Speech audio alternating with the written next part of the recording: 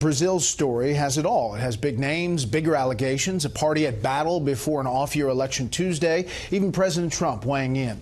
But as Fox News media analyst and host of Fox's Media Buzz, Howard Kurtz reports most of the media seem to ignore or significantly downplay that news.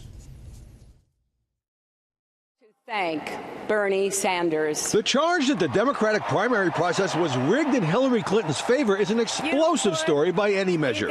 But since Politico excerpted Donna Brazile's book yesterday, much of the mainstream media, which has exhaustively covered President Trump's battles with Republicans, Mr. President, I rise today to say enough, was strangely silent. There was nothing on NBC Nightly News, ABC's World News, or the CBS Evening News. Not a word in today's New York Times, even as one of the party's leading liberal voices has been highly critical.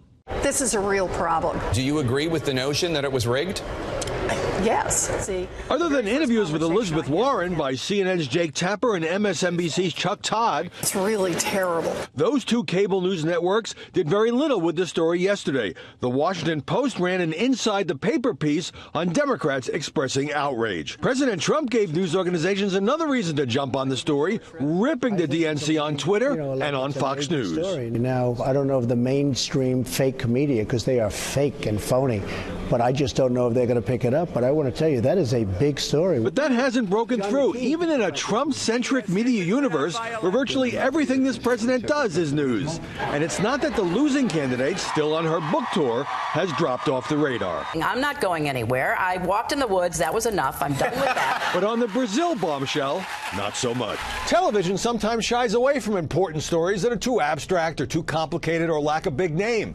But a leading Democrat saying the party unfairly gamed the system for Hillary Clinton is just fascinating, but not, apparently, to all journalists. Brett? Thanks, Howie. More on this with the panel.